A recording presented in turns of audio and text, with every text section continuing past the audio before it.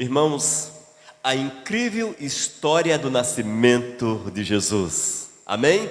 A incrível história do nascimento de Jesus. Eu quero convidá-los a abrir a Bíblia em Amós, capítulo 5, versículos 21 e 22.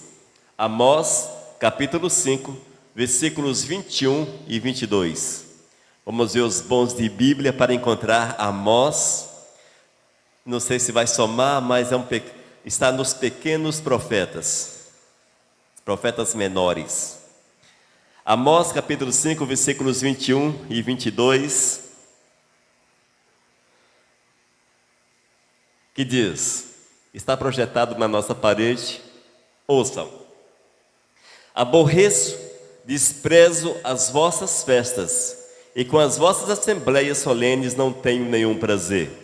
E ainda que me ofereçais holocaustos e vossas ofertas de manjares, não me agradarei deles, nem atentarei para as ofertas pacíficas de vossos animais cevados. Primeira parte, versículo 21, mais uma vez. Aborreço, desprezo as vossas festas, e com as vossas assembleias solenes não tenho nenhum prazer. Vamos orar. Amado Deus, mais uma vez estamos reunidos para cultuarmos o Teu santo e maravilhoso nome. Estamos aqui, Senhor, para manifestar a Tua graça, falar do Teu amor, Senhor, e do grande evento que manifestou a Tua graça a toda a humanidade, que é o nascimento do nosso amado Jesus. Senhor, seja conosco nessa noite, fala aos nossos corações, em nome de Jesus. Amém. Amém, amados. Queridos, hoje eu quero falar a respeito da incrível história do nascimento de Jesus. Mas antes é preciso fazermos uma introdução para que os amados possam compreender esta realidade. Possam compreender e separar aquilo que é de Deus e aquilo que não é do Senhor. Haja vista que vivemos em tempos de secretismo poderoso, de um grande secretismo que mistura todas as coisas. E quando relaciona-se ao nascimento de Cristo, ao chamado Natal, data de nascimento de Cristo Jesus, nós vemos que o secretismo religioso, ele fica ainda mais em evidência, e nós precisamos, como servos de Cristo, estarmos atentos a esta realidade, para que assim, irmãos, possamos, de fato, prestarmos um culto ao Criador e vivermos segundo aquilo que Deus tem para cada um de nós. Necessário é pautarmos a nossa vida em princípios que agradam ao Todo-Poderoso. Nós não estamos aqui, irmãos, para acompanharmos multidões, haja vista que somos separados das multidões, para vivermos a vontade do Senhor da forma que Ele instituiu a cada um de nós. E isto é importante para que nós possamos observar aquilo que o Eterno quer, aquilo que Deus quer, e assim vivamos a vontade do Senhor de uma forma ampla, maravilhosa, e que Ele seja louvado, que Ele seja exaltado através dos nossos atos. Nós temos visto, irmãos, que nesses últimos tempos a inconsistência religiosa é cada vez mais marcante. Nós temos visto que as pessoas esqueceram os princípios de Deus ou nunca os conheceu e vivem segundo aquilo que entendem como bom e agradável ao seu coração e aos costumes que, na verdade, a cultura nos impõe. Nós temos visto, irmãos, que esta data, o Natal, infelizmente, ela é marcada principalmente pelo paganismo. Veja que coisa mais louca. Ao invés de Cristo Jesus ser exaltado, Cristo Jesus ser engrandecido, o que nós temos contemplado é exatamente o inverso. O Senhor não é honrado, o Senhor não é glorificado. O dia que é decretado como a data de nascimento de Jesus, e vale ressaltar, nós sabemos que Ele não nasceu em dezembro, mas é uma data que foi instituída como o seu nascimento. Nós vemos que a data do nascimento de Jesus, todo o louvor, toda a adoração, infelizmente, com raras exceções, são para Cristo Jesus. Nós temos visto, irmãos, que infelizmente o secretismo tem tomado o lugar do Senhor. É uma mistura de paganismo, religiosidade, cultura nesta data. E nós temos que estarmos atentos a esta realidade, até porque esses princípios estão arraigados na nossa mente, estão dentro do nosso coração, lamentavelmente. Desde quando criança, você ouve sobre o Natal, você ouve sobre os costumes natalinos, e aquilo torna-se mecânico para você. Você aceita tudo sem fazer uma análise mais profunda dos princípios bíblicos, e vemos que muitos hoje que são sacerdotes cristãos, sacerdotes evangélicos, defendem essa data, defendem os costumes dessa data. Com esse início, irmãos, eu quero chamá-los a atenção para a necessidade de cultuarmos a Cristo de fato, de observarmos aquilo que o Senhor quer de fato.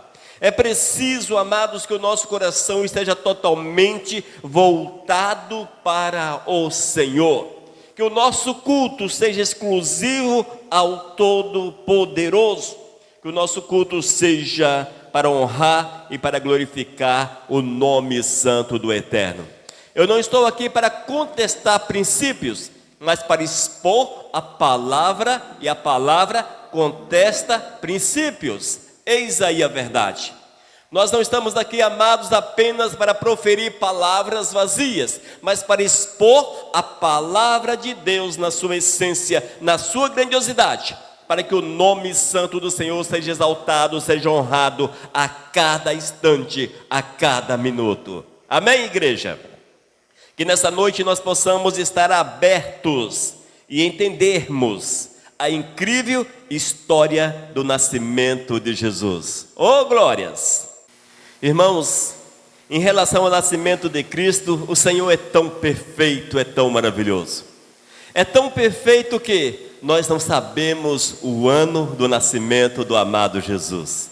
É tão perfeito que não sabemos o mês do nascimento de Jesus. E ainda, é impossível você imaginar o dia no qual o Senhor veio à existência como homem.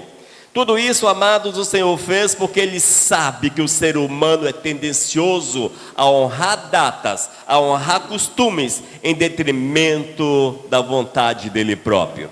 No entanto, nós sabemos que o Senhor Jesus nasceu e o nascimento de Cristo Jesus é uma verdade, e nós precisamos nos maravilhar com esse plano maravilhoso, o plano que permitiu a encarnação de Cristo. E Ele encarnou, morreu numa cruz, para que hoje pudéssemos reunidos louvarmos e glorificarmos o nosso Senhor, bendizermos a Ele pela sua humildade, amados, pela sua humildade, porque mesmo detentor de toda a glória, de todo o poder, de toda a majestade, Ele humilhou-se a ponto de nascer como bebê. Muitas vezes nós não nos humilhamos em coisas mínimas, em coisas pequenas. Nós somos resistentes. O meu posicionamento é este. Eu não ajo de outra forma. A minha posição é esta. Mas Jesus, por amor a você, por amor a mim, Ele deixou a sua majestade e tornou-se homem, nascendo como bebê. E isso é importante, amados, porque nós compreendemos, entendemos que o Senhor nos ama de uma forma maravilhosa, grandiosa, e é preciso que haja uma reciprocidade, que eu possa amar o Senhor, que eu possa dedicar-me a Ele, que eu possa viver exclusivamente para o Senhor, que a minha vida seja exclusiva do Criador. Mas para que esta vida seja totalmente do Senhor, eu tenho que arrancar o secretismo, arrancar os costumes pagãos, arrancar aquilo que, em nome de Jesus, nos afasta de Jesus. Veja que o contrassenso é grande. Nós estamos numa data em que, entre aspas, Jesus é comemorado. No entanto, se você segue os princípios da comemoração ao nascimento de Jesus, você é retirado da presença de Cristo. Haja vista que você há de seguir costumes, práticas, entendimentos, uma cultura, uma religiosidade vazia de Cristo. Oh, misericórdia! É assim que o maligno faz, irmãos. Ele dá um nó na mente das pessoas. Dá um nó na mente das pessoas. Eu sei que poucos têm a coragem ou a ousadia de falar desta forma em relação ao Natal. Eu sei que esta palavra não agrada às pessoas, mas eu sei também que Jesus não se agrada das práticas das pessoas em relação a Ele nesta data. Portanto, nós somos levantados para proferir a palavra do Senhor de uma forma real, para que nós possamos compreender a existência de Cristo, o amor do Senhor para com a nossa vida. Que nessa noite, amados, nós possamos nos deixar tomar pelo Espírito de Deus. E como Amós falou em nome de Deus ao povo de Israel: aborreço, desprezo as vossas festas, e com as vossas assembleias solenes não tenho nenhum prazer. Com certeza essas palavras se aplicam às festividades comuns nesta data. É preciso estarmos atentos a esta realidade.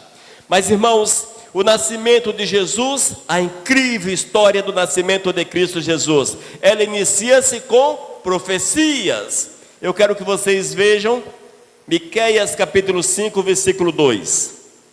Miqueias capítulo 5, versículo 2.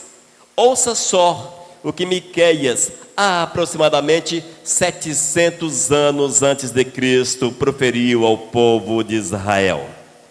Amém? Ouçam. E tu, Belém Efrata, pequena demais para figurar como grupo de milhares de Judá, de ti me sairá o que há de reinar em Israel, e cujas origens são desde os tempos antigos, desde os dias da eternidade. Amém? Isaías capítulo 7, versículo 14, diz que uma virgem conceberia um filho. Veja, amados, ambas as profecias por volta de 700 anos do nascimento de Cristo Jesus. Portanto, Israel sabia, Israel tinha consciência que o Messias viria. Ele era objeto das profecias, o Messias veio. Quando nós olhamos ainda lá na Gênesis, lá no início, em Gênesis capítulo 3, versículo 15, está escrito que viria aquele que esmagaria a cabeça da serpente.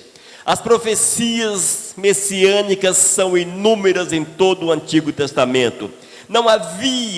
Não era possível que houvesse dúvidas na cabeça daquele povo em relação à encarnação de Cristo, à vinda do Senhor. Era impossível que as dúvidas surgissem. Mas, amados, dúvidas com certeza não tinham, mas tinham propósitos, tinham uma cultura, eles tinham uma vontade, eles tinham um desejo.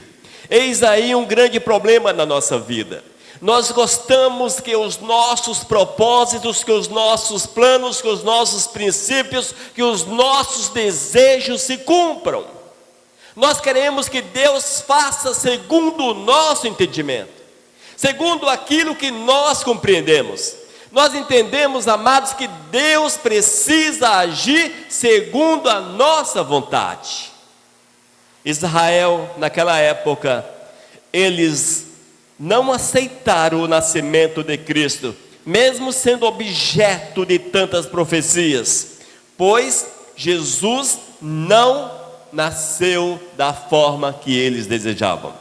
No entanto, amados, nós sabemos que as profecias se cumpriram, e isso é uma prova inequívoca que a palavra de Deus não falha, que a palavra de Deus é real, e eu preciso entender que a palavra do Senhor não falha e buscar a vontade de Deus para a minha vida a cada instante, a cada minuto, a cada segundo. Eu não posso perder Jesus de vista, mas sim fazer aquilo que Ele quer, aquilo que Ele deseja.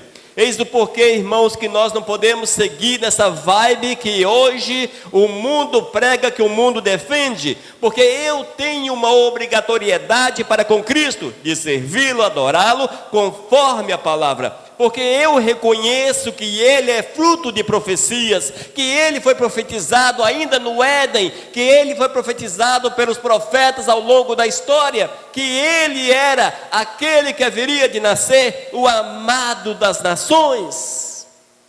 E esse amado precisa ser também meu amado. E a palavra, irmãos, ela nos permite testemunhar a fidelidade do Senhor, pois Deus cumpre promessas. Deus demonstra o seu amor, o seu cuidado para conosco. Quando ele viu que Adão e Eva pecaram, que eles erraram, ainda, logo na sequência, Deus afirma: eu hei de enviar aquele que esmagará a cabeça da serpente. Veja como Deus é maravilhoso. É o amor do Senhor que se manifesta para com as nossas vidas, a cada instante, a cada minuto. Amém, amados? Que nós possamos entender que Jesus, o fruto das profecias, ele veio e ele nasceu. Ainda, João capítulo 1, versículo 14. Evangelho de João, capítulo 1, versículo 14. Ouça o que diz a palavra. E o Verbo se fez carne e habitou entre nós, cheio de graça e de verdade, e vimos a sua glória, glória como do unigênito do Pai. Amém? Mais uma vez, João capítulo 1, versículo 14. Eis o retrato da encarnação de Cristo Jesus. E o Verbo se fez carne e habitou entre nós, cheio de graça e de verdade. E vimos a sua glória, glória como do unigênito do Pai. Aleluias, glórias a Deus por isso. Irmãos, nós sabemos que Jesus, ele nasceu de mulher. Ele encarnou-se. Encarnar é diferente de reencarnar. Encarnar é porque Jesus, Espírito, nasceu como homem. Ele encarnou, ele tornou-se homem. Amém? Eis a diferença. Portanto, nós vemos que a palavra diz que o Verbo se fez carne. Quem era o Verbo? Jesus. Jesus é a palavra. Jesus era o fruto das profecias, o objeto das profecias. E Jesus nasceu. Glórias a Deus por isso. Jesus nasceu. E quando você lê todo o capítulo 1 de João, você há de ver que ele nos mostra com profundidade a encarnação do amado Jesus. Ele mostra como Jesus nasceu. Ele vê a grandiosidade de Cristo. E ele nos seus escritos passa essa grandiosidade, para que nós possamos entender que o nosso Mestre se fez carne, tornou-se homem, que Jesus tornou-se um semelhante a nós. E eis aí, irmãos, um mistério insondável, tão grande, aquele que existia desde sempre, aquele que existia desde sempre, tornou-se carne e habitou entre nós. Eu sei que há uma confusão muito grande com relação a este habitar do amado Jesus entre nós. Alguns afirmam que Jesus era uma espécie de semideus. Ele era um pouco Deus, um pouco homem. Ele tinha sua natureza humana, mas carregava em si uma natureza divina, que fazia uso quando lhe era conveniente. Mas o que nós vemos na palavra é que Jesus havia deixado a sua natureza divina e nasceu exclusivamente como homem em todos os aspectos. Jesus era um homem tal qual nós. Jesus vivia como homem. Jesus tinha as necessidades que o homem tem. Jesus sentia fome, sono. Jesus tinha, enfim, aquilo que era comum aos homens da sua época, as dificuldades da sua época. No entanto, algo diferente. Ele conseguiu manter-se puro. Ele conseguiu manter-se sem pecado. E quando Cristo, não de forma direta você encontra na palavra, mas quando Cristo ensina-nos a imitá-lo, chama-nos a imitá-lo, Ele não está sendo hipócrita, mas Ele está falando de algo que é totalmente possível a nós, já que foi possível a Ele viver como homem e sem pecado, separado dos costumes, das práticas mundanas, daquilo que gera o pecado na vida do ser humano.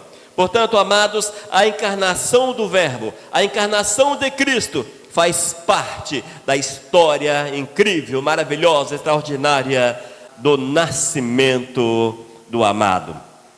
E é preciso, irmãos, que nós possamos estar com o nosso coração sempre aberto à verdade plena de Cristo, a verdade plena do Senhor, a grande verdade, sabermos que este amado nos amou de uma forma tão poderosa, Ele amou a humanidade a ponto de permitir que ela fosse redimida, fosse restaurada, fosse salva, fosse resgatada.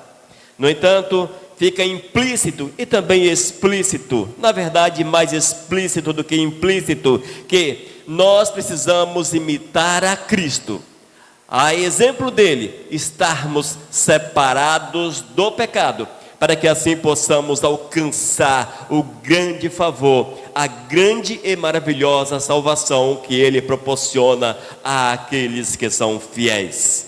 Amém, amados? Nós somos, queridos, desafiados a reconhecer a grandiosidade da graça divina. Se você ainda não reconheceu o grande amor de Cristo Jesus para com você, está faltando-lhe algo na sua existência. Preciso irmãos, que nós reconheçamos a grandiosidade da graça divina, reconheçamos o poder do Senhor, reconheçamos o milagre, reconheçamos a redenção, reconheçamos aquilo que o Senhor Jesus fez.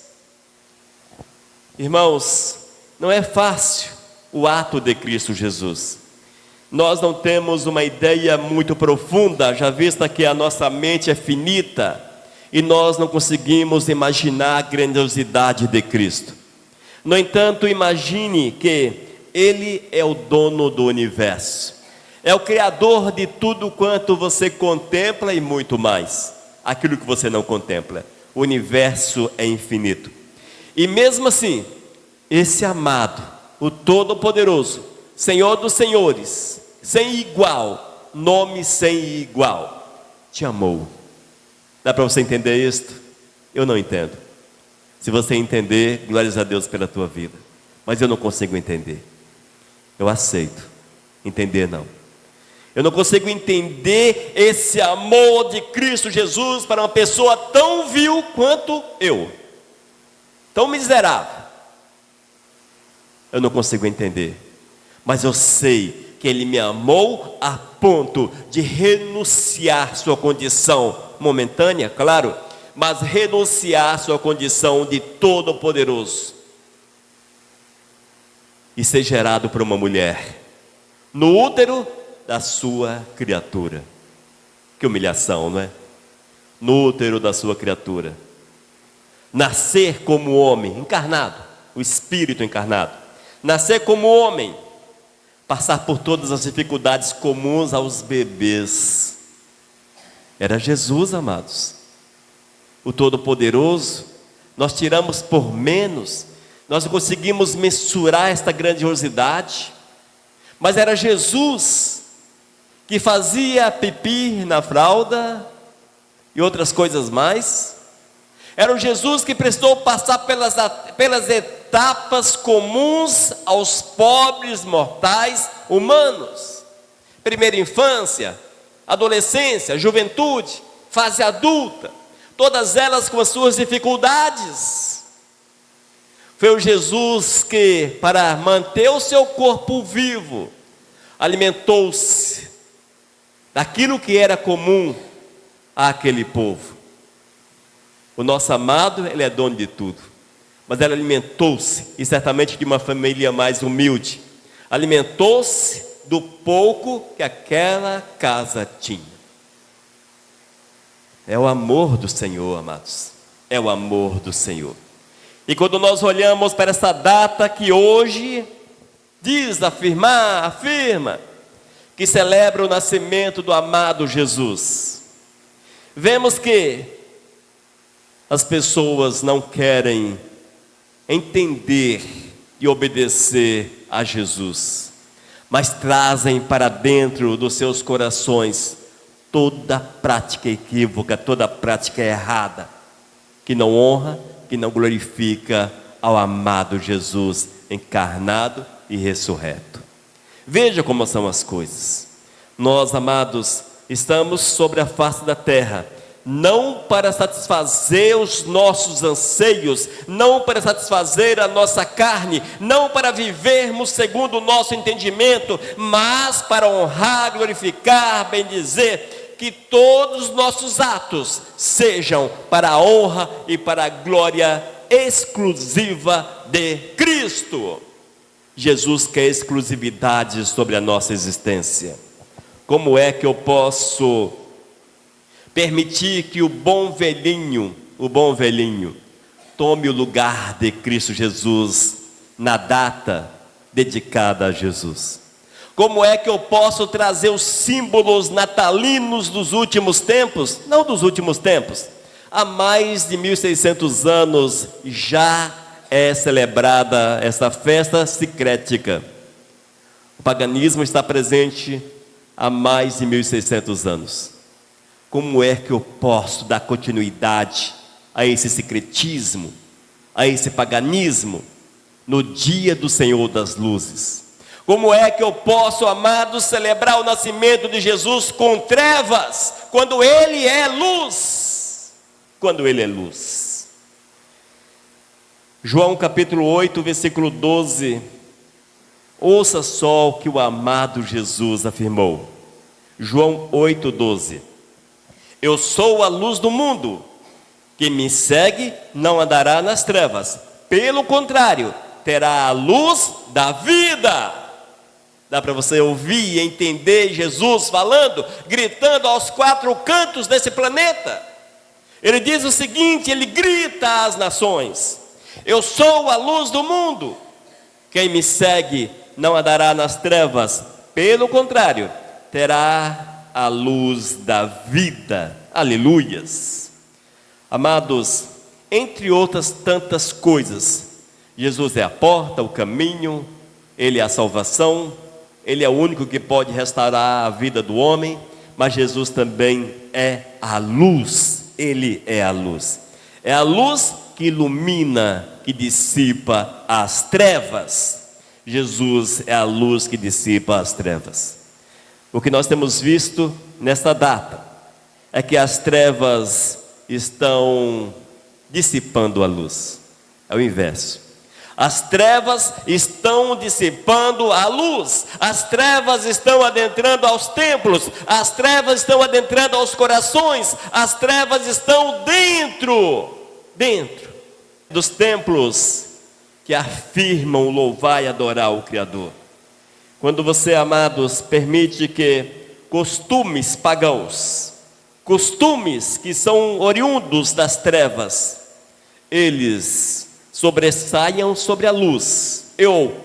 Quando você faz uso desses costumes nitidamente contrário aos princípios de Deus, isto, em outras palavras, você traz as trevas e elas encobrem a luz. Evidentemente que na tua vida, evidentemente que exclusivamente na tua vida. É preciso estarmos atentos a essas realidades e vivermos, amados, a vontade de Cristo, a luz do Senhor a cada instante, a cada minuto, mesmo que o nosso coração velho e enganoso clame, deseje, queira o encanto, a magia, a atmosfera dessa data. Hoje eu estava mostrando para a pastora Tenilza uma publicação de um crente. E ele inicia a sua mensagem dizendo que a magia do Natal, não é um crente neófito, não, é um crente antigo de igreja, é um cara com mais de 40 anos. E creio eu que crente há muito tempo. Veja como são as coisas. Ele escreve que a magia do Natal, e vai por aí, que a estrela de Belém possa guiá-los. Jesus não é a estrela de Belém, Jesus é a luz do mundo. Mas veja, amados, como as trevas, como o secretismo, como os costumes pagãos, eles conseguem envolver as pessoas nessa atmosfera encantadora, gostosa, em que todo mundo torna-se extremamente solidários, bonzinhos, desejando, cumprimentando todo mundo, distribuindo presentes. É uma atmosfera um tanto quanto assustadora, mas presente. E quando as trevas crescem e cobrem, envolvem o coração, com certeza a luz de Cristo Jesus é dissipada. No entanto, nós precisamos estar atentos que Jesus é a luz que ilumina. Isso significa, irmãos, que a vontade do Senhor, ela precisa sobressair sobre a nossa vontade. Que aquilo que o Senhor quer, aquilo que Jesus quer, precisa estar acima daquilo que eu quero, mesmo que seja cultural, mesmo que seja gostoso, mesmo que seja uma atmosfera legal, mas a vontade do Senhor, a luz de Cristo, ela precisa iluminar o meu coração, e eu, como refletor da luz de Cristo, levar essa luz para o meu próximo, através de atos e ações. Sabemos, irmãos, que Jesus é a luz que ilumina as trevas. Ele dissipa as trevas. Ele oferece a salvação, a redenção a cada um de nós. E todos aqueles que o recebem tornam-se pequenos luzeiros. Oh, glórias! Somos também feitos em luz nesse mundo, para a honra e para a glória do Mestre. É necessário, irmãos, observando o exemplo da palavra, onde narra o nascimento de Jesus, diz que os magos vieram ao encontro de Cristo com grandes presentes interessantes. Que nós, nesse aspecto, possamos imitar os magos e trazer o maior presente que Jesus quer, o melhor presente que nós podemos oferecer, e evidentemente que é o nosso coração, amados, é a nossa vida. Nos oferecermos como ofertas vivas ao Senhor Jesus. Eis o ouro, eis a mirra, eis o melhor presente que nós podemos oferecer a Cristo Jesus. Vale ressaltar, amados, que essa luz, Cristo Jesus, ela brilha na nossa vida dia após dia. A data natalícia de Cristo na nossa vida é diária. A cada dia Jesus nasce para nós, a cada dia a presença de Cristo é uma realidade, a cada dia a luz de Cristo torna-se mais forte sobre a vida daqueles que são fiéis. Portanto, permita que a luz de Cristo Jesus brilhe sobre o teu viver, dissipando assim as trevas, e Ele, Jesus, possa guiar-nos na verdade, para que o nome santo dele seja honrado e glorificado a todo instante na nossa existência. Amém, amados? A incrível, a maravilhosa, a extraordinária história do nascimento do Messias. Aleluias. Jesus, amados, veio para que nós pudéssemos observar as profecias e o cumprimento das profecias. Ele mostrou a sua humildade e o quanto somos importantes para Ele, quando Ele encarnou-se, tornou-se homem. E vemos ainda que a sua luz se manifesta sobre as nossas vidas, dissipando todas as trevas, tudo aquilo que não é segundo o coração de Deus. E que nesta data nós possamos estarmos atentos e jamais nos deixarmos envolver pelo secretismo religioso, pelo paganismo, que nós possamos, amados, mesmo que seja difícil, combater aquilo que não é de Deus e procurarmos viver a vontade do Senhor com todas as nossas forças, com todo o nosso vigor. Que em todas as coisas louvemos e adoremos o nosso Senhor e Salvador Jesus. Amém, amados? Que deixemos-nos guiar pela verdadeira luz, não uma luz que brilha naquilo que muitas vezes enfeitam os lares, mas a luz que brilha sobre todo o universo, Jesus Cristo. Que possamos nos deixar guiar por esta luz. Amém? Vamos nos colocar de pé e vamos orar finalizando esta palavra. Senhor Deus, muito obrigado, Pai, pela revelação da Tua palavra. Muito obrigado, Jesus, pela Tua manifestação sobre a terra, pelo Teu nascer como homem, Pai. Pela luz, meu Deus, que resplandece sobre nossas vidas, pela direção que nos é dada por Ti, Senhor, que nos permite seguir os Teus passos, fazermos aquilo que Tu queres, andarmos diante do Teu altar, Senhor. Prepara-nos, Pai, para que em todas as coisas sejamos libertos das amarras, das religiosidades vãs, das festas vãs, daquilo que não Te agrada, daquilo que não é segundo o Teu coração. Deus, fala conosco sempre, Pai. Revela a Tua vontade aos nossos corações, em nome de Jesus. Amém. Aleluias. Mensagem 1247.